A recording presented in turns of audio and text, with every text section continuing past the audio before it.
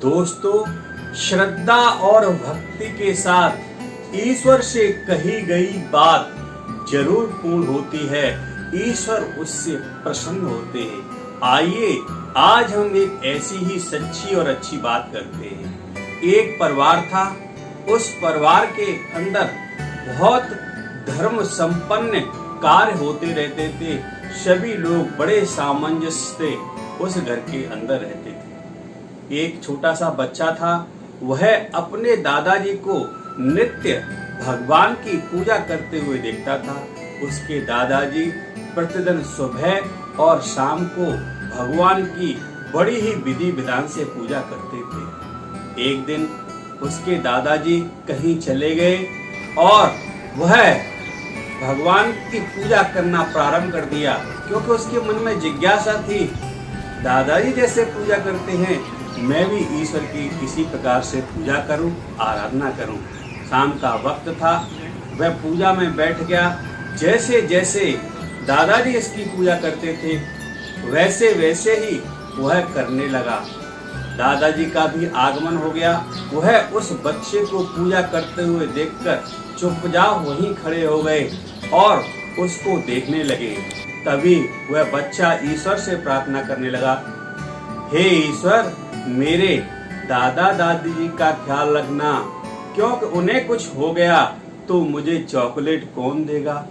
मेरे mummy papa का ख्याल रखना, क्योंकि पापा इतनी मेहनत करते हैं, वो कुछ करते हैं, उससे हमारा परिवार चलता है। और भगवान, मेरे कुत्ते का भी ध्यान रखना, क्योंकि यदि उसे कुछ हो गया तो चोरों से हमें कौन बचाएगा। मेरे दोस्तों का भी ख्याल रखना, क्योंकि उन्हें यदि कुछ हो गया तो मैं किनके साथ खेलूंगा।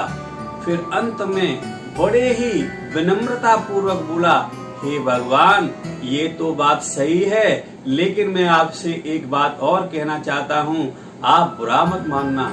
हम सबका ख्याल रखने से पहले आप अपना ख्याल रखना, क्योंकि आपको कुछ हो गया तो हम सबका ख्याल कौन रखेगा। बच्चे की यह बात सुनकर दादाजी की आंखों में आंसू आ गए और सोचने लगे, मैं इतने दिनों से भगवान की पूजा कर रहा हूँ, लेकिन आज तक इस प्रकार से श्रद्धा और भक्ति भाव के साथ मैंने भगवान से प्रार्थना नहीं की। इसलिए कहा जाता है कि भगवान सिर्फ भाव के भूखे होते हैं। जो सच्चे मन से भक्ति भाव के साथ, पूरी श्रद्धा के साथ अपने आप को ईश्वर को समर्पित कर देता है, ईश्वर उसकी अवश्य सहायता करते हैं, अवश्य उसकी सुनते हैं। इसलिए दोस्तों, कभी भी आप पूजा करो, कभी भी ईश्वर से प्रार्थना करो, मोह माया त्याग करके पूरी भक्ति और भावना के साथ ईश्वर की आराधना करें। अपनी परेशानियों को, अपनी खुशियों को हमेशा उनके चरणों में समर्पित करें।